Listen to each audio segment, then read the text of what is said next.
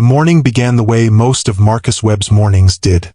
Quietly, without ceremony, and entirely on his own terms. He was up before 6 as always. The coffee was already made. His daughter Lily's lunch was already packed and sitting on the second shelf of the refrigerator. Exactly where she would find it without being told. A small sticky note was pressed to the bag, the way he did every single morning. Not with grand declarations, but with 3 simple words. I love you. That was Marcus. No speeches, no performance, just presence, repeated daily. Like a quiet oath only he knew he was keeping. He was a mechanic by trade and by soul. Not the kind who worked a dealership floor in a branded polo shirt, upselling synthetic oil changes to people who didn't know any better. Marcus worked from his garage, a 2-bay setup he had built himself over 3 years, one tool at a time, one saved paycheck at a time. The sign above the door didn't flash. It didn't even have a light. It was hand-painted in dark green letters on a piece of reclaimed oak. Webb Auto Repair. Honest work. Fair price. That sign said everything about him that needed to be said. He had regulars. He had a reputation in the neighborhood, the kind that travels by word of mouth and means more than any advertisement. People brought him cars that other shops had given up on, and he brought those cars back to life with the patience of someone who understood that broken things are not the same as worthless things. He was also, at 44 years old, doing all of this alone. Lily's mother had left when Lily was 3. There was no dramatic story there. No villain to blame. No court battle worth retelling. She had simply decided that the life Marcus was building was not the life she wanted. And she had walked toward something else. Marcus had not chased her. He had turned around, looked at his 3-year-old daughter sitting on the kitchen floor stacking plastic cups, and made a decision so quiet it had no sound at all. He was going to be enough. He was going to be more than enough. And for 11 years, that is exactly what he had been. The neighbors knew him. The kids on the block knew him. The older woman across the street, Mrs. Calloway, knew that if her ancient Buick wouldn't start in January, she only had to knock once. Marcus never sent a bill to Mrs. Calloway. He never sent a bill to the single mother 3 houses down whose minivan he had repaired twice in one winter. That was not how he kept score. He kept score in other ways, in Lily's laugh, in the meals they shared at their small kitchen table, in the way she had started asking him questions about engines with the same serious look he recognized from his own face in the mirror. And then came the Tuesday morning that would change everything, though Marcus did not know it yet.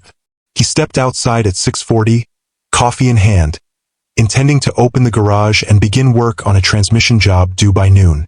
He stopped on the second porch step. He stopped because the site in front of him required stopping. Lined along his driveway, spilling onto the curb, arranged with almost theatrical precision, were 12 vehicles.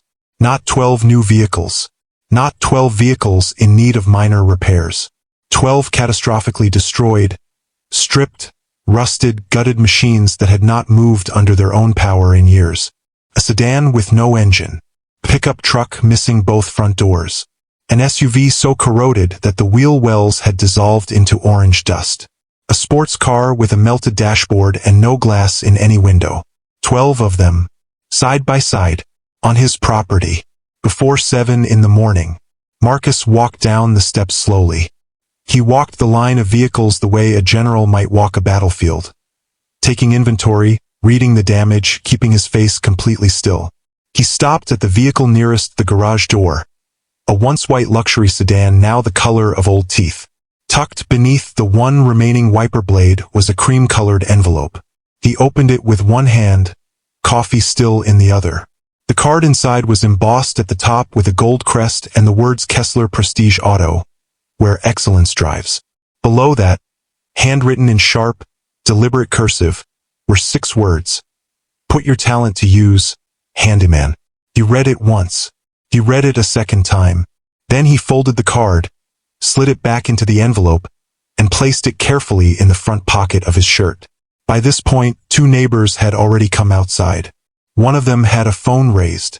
Marcus heard the quiet sound of video recording beginning, that slight shift in someone's posture, that particular stillness that means they are capturing something they intend to share. He did not look at them. He finished his coffee. He set the mug on the hood of the nearest wreck. And then he walked back into his garage, pulled on his gloves, and turned on the light. He did not call anyone. He did not post anything. He did not stand in his driveway and shout at the sky. He simply went to work because that is what Marcus Webb did when the world decided to make him the punchline. He went to work and he was very, very quiet about it. That silence, as Diana Kessler would eventually discover, was not the silence of a man with nothing to say. It was the silence of a man who had already decided what he was going to do. There is a particular kind of man who does not arrive at his life. He builds it, slowly, without blueprints, without applause, and almost always without anyone watching. Marcus Webb was that kind of man.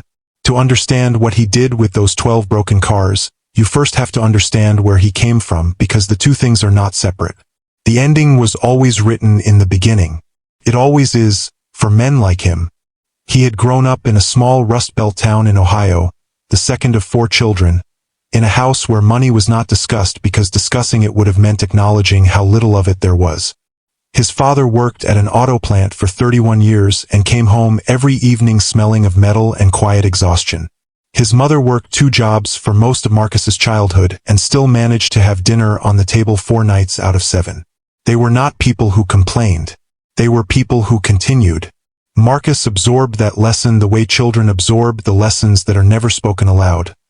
Completely, permanently, without knowing it was happening. He discovered engines at 14 by accident, the way most great loves begin.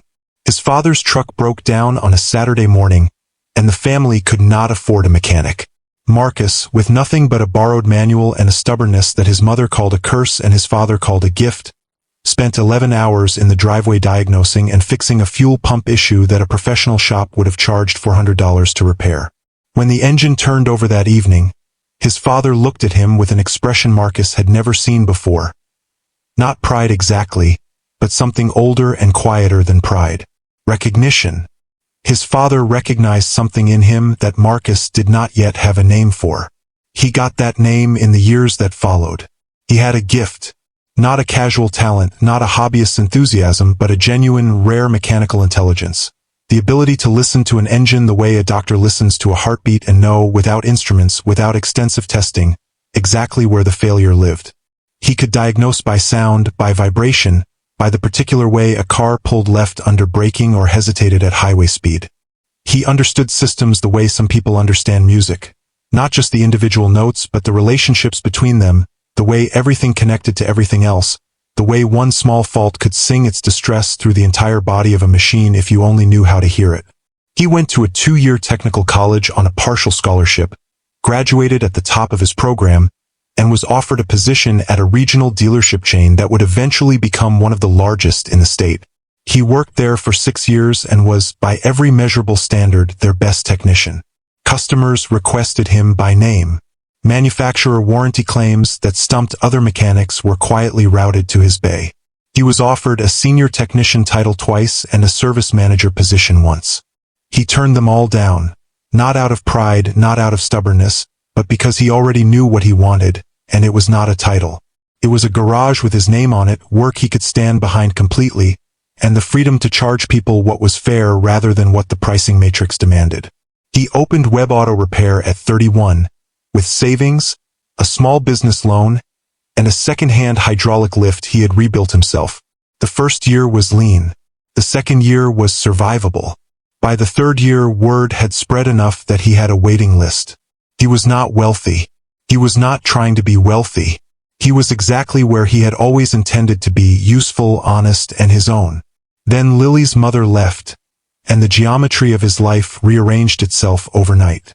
He was now not just a man running a small business.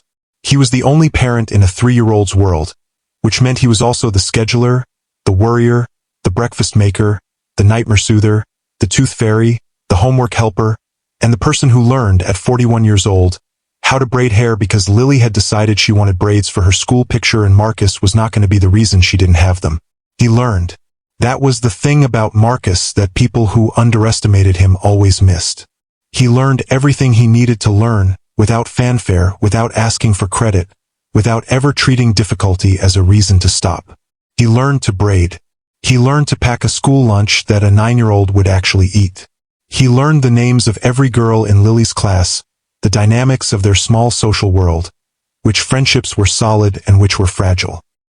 He learned to sit on the edge of Lily's bed at night, long after she had fallen asleep, and simply be there. Not because she needed him to be, but because he needed to be, because the sight of her sleeping face was the one thing in his day that made every other part of it make complete sense. This was the man Diana Kessler had decided to mock. This was the man she had sent 12 broken cars to on a Tuesday morning, with a note that called him a handyman. She had seen a small garage and a quiet reputation and a man who did not drive a luxury vehicle or wear expensive clothes, and she had made a calculation about his worth that was so wrong it would eventually cost her everything. She did not know his history. She did not know his gift. She did not know about the braids, or the sticky notes, or the 31 years of his father's quiet example living inside his chest like a compass. She saw a handyman. She had no idea she was looking at an architect. Diana Kessler had not always been the kind of person who sent cruel notes with embossed letterhead. It would be too easy to say she had, too convenient to draw her as simply cold. The truth, as it usually is, was more complicated and therefore more devastating. Diana Kessler had once been someone entirely different, and understanding who she used to be is the only way to fully understand the particular flavor of damage she had learned to inflict. She had grown up 40 minutes from Marcus, in a suburb that looked nothing like his neighborhood, wide streets, maintained lawns, the particular quietness of a place where money insulates people from certain kinds of noise. Her father had owned 2 car lots by the time she was born and 5 by the time she graduated high school. She had grown up inside the business the way some children grow up inside churches. It was the language of her household, the rhythm of her family's year, the thing that gave structure and meaning to everything else. She had not chosen the automotive industry. She had been born into it, which is both an advantage and a kind of trap. She was sharp. No one who ever sat across a negotiating table from Diana Kessler made the mistake of underestimating her intelligence twice. She had an MBA from a school that required more than money to get into, and she had earned it with the same relentless focus she applied to everything. She had taken her father's 5-lot operation and transformed it into Kessler Prestige Auto. A single, sprawling, architecturally striking dealership that sold luxury vehicles and had been named the top-performing independent dealership in the region for 3 consecutive years. She had done that, not her father, her. But somewhere inside the building of all that success, something had calcified. The hunger that had once driven her toward excellence had gradually shifted its target. It was no longer enough to succeed. Success had to be visible. It had to be measurable in comparison to others. And increasingly, Diana had developed a habit that powerful people sometimes develop when they have gone too long without being challenged. She had begun to confuse the silence of people beneath her with confirmation of her own superiority. She had heard about Marcus Webb the way she heard about most small operators in her market, through the peripheral noise of the industry, complaints from customers who had gone to him first, praise that occasionally floated back to her through service department staff who recognized genuine mechanical talent even when their employer did not. She had driven past his garage once and noted the hand-painted sign and the modest bays and the absence of any digital presence and filed him away as irrelevant. Small. Contained. Not worth engaging. Then one of her senior sales staff had mentioned, laughingly, that Marcus Webb had turned down a contract to do overflow mechanical work for Kessler Prestige. A contract that would have paid him significantly more than his current operation. He had turned it down because the contract included clauses requiring him to use specific parts vendors whose quality he did not trust. He had read the contract, identified the problem, declined politely, and returned to his garage. The salesman had told the story as a joke. Diana had laughed with everyone else. But something in her had not found it funny. Something in her had found it presumptuous. That was the word she used to her assistant the following week, when the idea first surfaced. Presumptuous. A handyman with a hand-painted sign turning down Kessler money over a quality dispute. The audacity of it sat in her mind like a splinter, small, irritating, impossible to ignore. She began asking about him in ways that were too casual to be innocent. She learned about Lily. She learned he was a single father. She learned about the garage's waiting list and laughed at that too, because a waiting list at a two-bay operation is not a waiting list, it is a bottleneck, and she framed it that way to make it smaller. The 12 cars were her assistant's idea originally, a throwaway joke about flooding his operation with impossible work. Diana had taken the joke and made it real. She had sourced 12 genuinely destroyed vehicles from auction lots and a salvage yard, had them delivered by flatbed at 6 in the morning, and had written that note herself in her own handwriting on her own business card, because she wanted him to know exactly who had done it. She wanted him to feel small in a way that was traceable back to her name. What she had not considered, not even briefly, was that Marcus Webb might not feel small. That was the flaw in her calculation. She had assumed that because she would have felt humiliated, everyone would feel humiliated. She had built her entire reading of him on her own emotional architecture, and in doing so, she had made the most expensive mistake of her professional life. She would not understand this for several months. But when she finally did understand it, she would understand it completely all at once, in a moment that would be witnessed by more people than either of them expected. Marcus did not tell Lily about the cars that first morning. He waited until she had eaten her breakfast, collected her lunch bag from the refrigerator, read the sticky note, smiled the small private smile she always gave the sticky notes, and left for school. He watched her walk down the driveway, navigate carefully between two of the wrecks without asking about them, and turn the corner toward the bus stop. She was 14. She noticed everything. She had chosen not to ask, which meant she was giving him space, which meant she was already more emotionally intelligent than most adults he knew. He spent the first day simply assessing. He moved through each of the 12 vehicles with a clipboard and a flashlight, making notes in the compressed technical shorthand he had developed over 20 years. Not the dramatic observations of someone overwhelmed, but the clean, precise inventory of someone already thinking several steps ahead. He noted what was present and what was absent. He noted what was salvageable and what was decorative wreckage. He noted what would require sourcing and what could be fabricated. He did not photograph the damage for social media. He did not call a lawyer. He wrote 11 pages of notes in his small, exact handwriting, and then he made himself dinner and went to bed. By the end of the first week, 3 things had become clear to Marcus that would not become clear to anyone else for several months. The first was that 4 of the 12 vehicles, beneath their cosmetic devastation, had structurally sound frames and recoverable drivetrains. They looked destroyed. They were not destroyed. They were humiliated, which is different. The second thing Marcus understood was that 2 of the vehicles were rare. Not valuable in their current state, but rare in their original specification. A limited production European sedan and a discontinued American muscle car that had been produced for only 2 model years before the manufacturer ended the line. In the right condition, these vehicles did not sell for ordinary prices. They sold for extraordinary ones. The third thing Marcus understood, quietly and without sharing it with anyone, was that Diana Kessler had made him a gift. She had intended it as an insult. It was a gift. He began working before dawn and after dark, in the hours around his regular paying work, which he did not reduce or delay because his regular customers had trusted him with their vehicles, and that trust was not negotiable regardless of what was happening in his personal life. He worked on the 12 cars in a sequence he had determined from his first week of assessment: structural first, mechanical second, electrical third, cosmetic last. He worked the way he had always worked, which is to say he worked with the focused, unhurried precision of someone who understands that speed and haste are not the same thing, and that the difference between them is usually the difference between work that lasts and work that fails. Lily began coming into the garage in the evenings. She did not ask for explanations. She sat on the stool near the tool chest, did her homework, and occasionally asked questions that revealed she had been paying closer attention than he realized. What is a unibody frame? Why does that one smell like that? How do you know what it's supposed to sound like if you've never heard it running? He answered every question completely, without condescension, without the slightly tired patience that adults sometimes give children who are curious. He answered as if she were a colleague, because she was becoming one. 3 months in, he had completed the first vehicle, the limited production European sedan. He had sourced parts from 4 countries, fabricated 2 components himself on the lathe he kept in the back of the garage, and repainted it in the original factory color using a contact he had made 15 years ago at a restoration expo.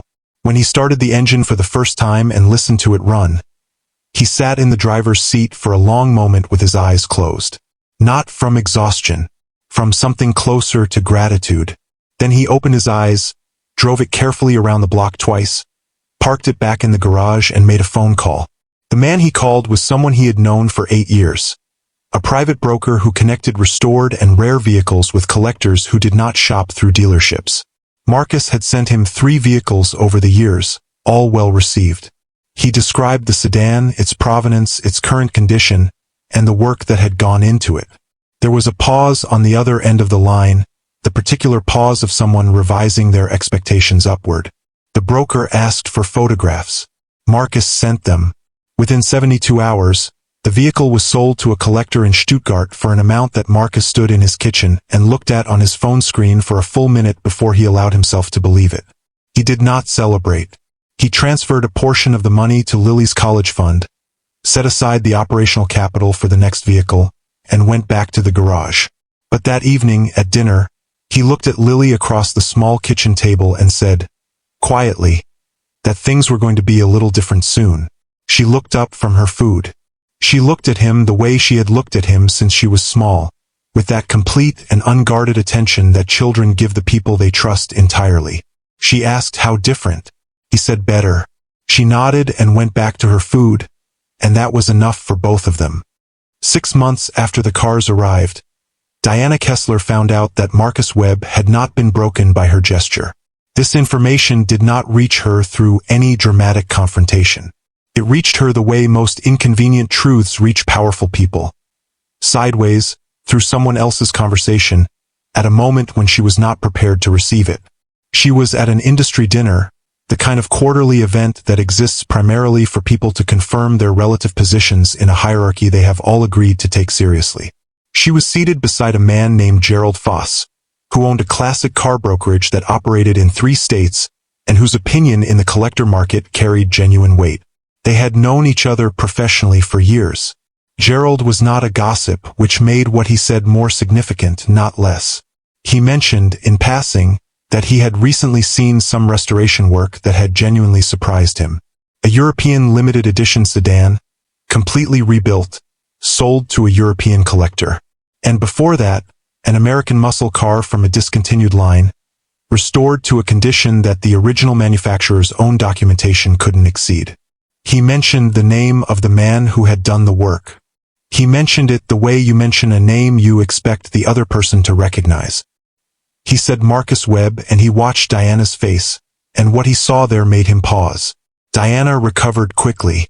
She was practiced at recovering quickly.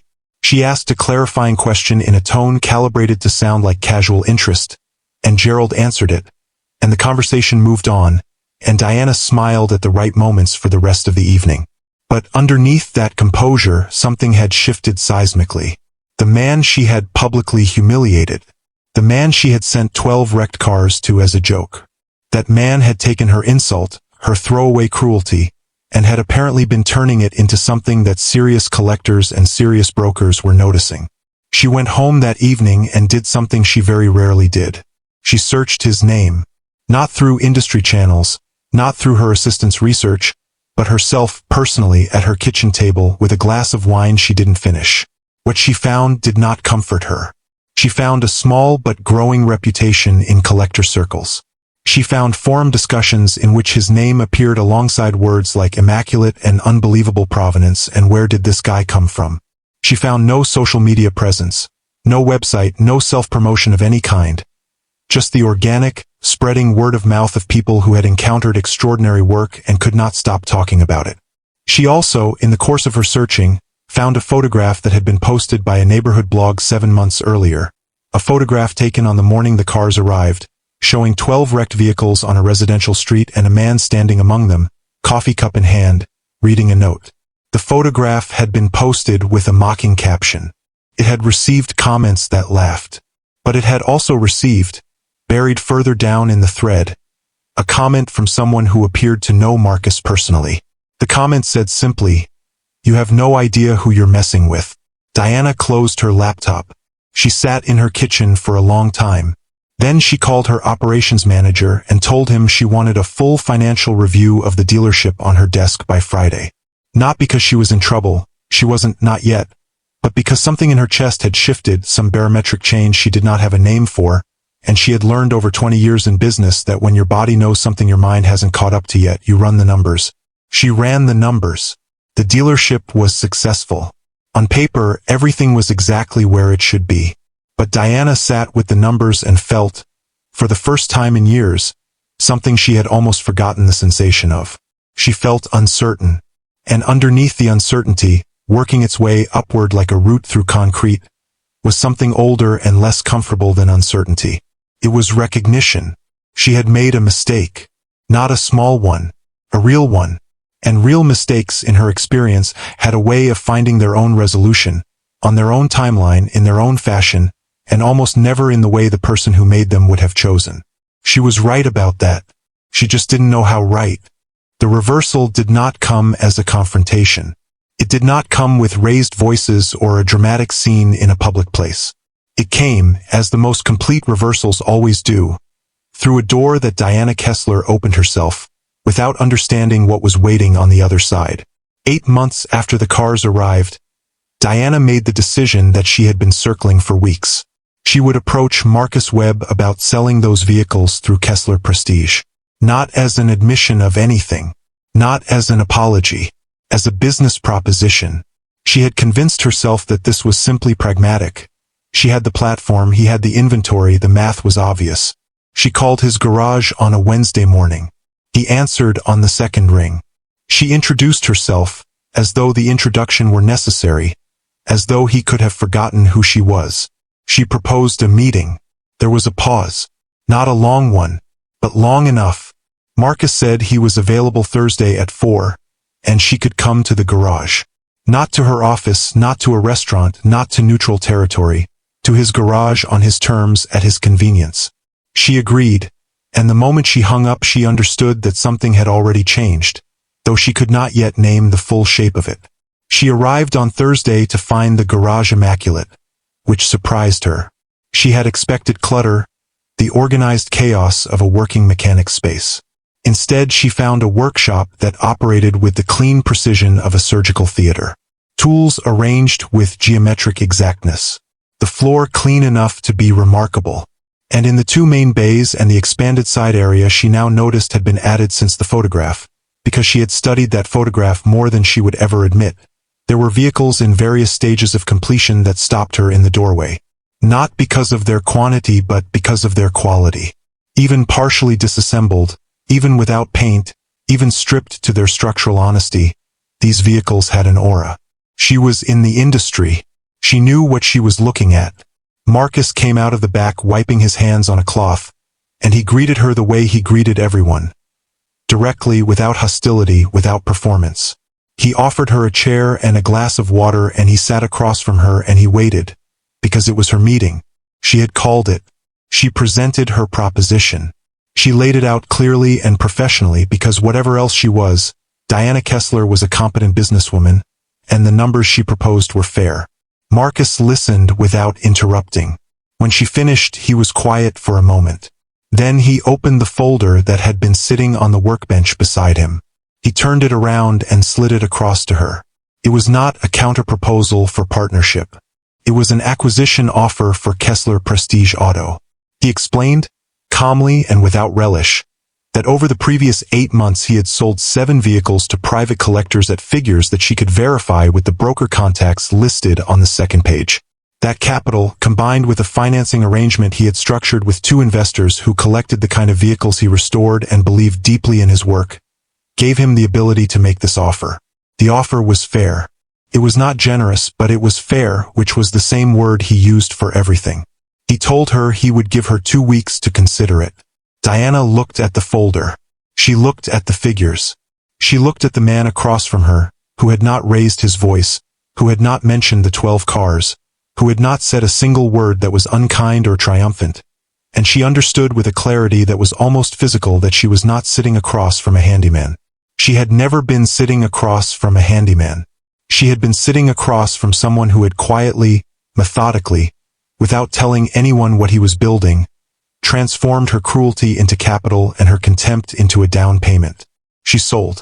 Not immediately, not without negotiation, not without the particular grief of releasing something she had built. But she sold. Because the numbers were real, and because the man across the table was someone she finally understood she could not afford to compete with. Not because of the money, because of the kind of man he was. That kind of man, she had come to understand, does not stop. He simply continues, day after day, at the same unhurried pace, building something that outlasts everyone who left. On the day the paperwork was signed and Kessler Prestige Auto became Webb Automotive Group, a name that still made Marcus pause slightly every time he saw it on a document, as though it belonged to someone else, as though he needed a moment to confirm that it was actually his. He did not hold a celebration. He did not issue a press release. He did not post anything anywhere. He drove home in the same truck he had been driving for 11 years, parked in the same driveway, and went inside. Lily was at the kitchen table doing homework. She was 14 now, and the homework was harder, and she did it with the same focused quiet that she had absorbed from him, the same ability to sit with a problem until the problem gave way. She looked up when he came in. She looked at his face the way she had always looked at his face, reading it the way he had taught her to read engines, not just the surface but the signals underneath. She asked if it was done. He said yes. She got up from the table and hugged him, and he held on for a moment longer than usual.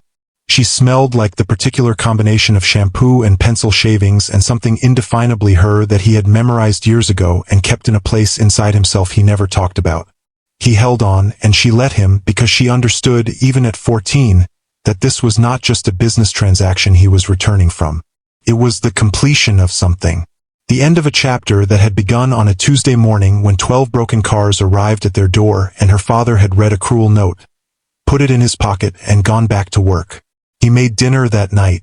Nothing elaborate: pasta, a salad, the bread Lily liked from the bakery 2 streets over, which he had remembered to pick up on the way home because even on the day he completed the largest financial transaction of his life, he remembered the bread. They ate at the small kitchen table, and he told her the full story for the first time. Not the version she already knew in outline, but the full version: the note, the assessment, the first phone call to Gerald, the restoration of the European sedan, the figure the Stuttgart collector had paid, and then the meeting at the garage and the folder and Diana Kessler's face when she read the offer. Lily listened the way she listened to everything, completely without interruption, already asking the right questions in the silences between his sentences. When he finished, she was quiet for a moment. Then she asked him why he had never told her it was Diana Kessler. He said because he had not wanted her to be angry on his behalf. She considered this. She said she would have been angry on his behalf. He said he knew. She said that was why he didn't tell her. He smiled. She said, "That's kind of manipulative, Dad." He laughed, genuinely and fully, and it was the laugh of a man who had not had much to laugh about for a long time and was allowing himself, finally, to have it. After dinner she went back to her homework and he washed the dishes, which was the nightly division of labor they had established years ago and never revisited. He stood at the sink and washed the dishes and looked through the kitchen window at the garage, now larger than it had been, recently repainted, the sign replaced. The new sign was not hand-painted. It was proper signage, professionally made. But he had written the words himself, and he had kept them almost exactly the same.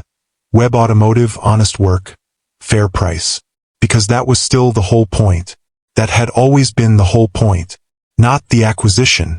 Not the reversal.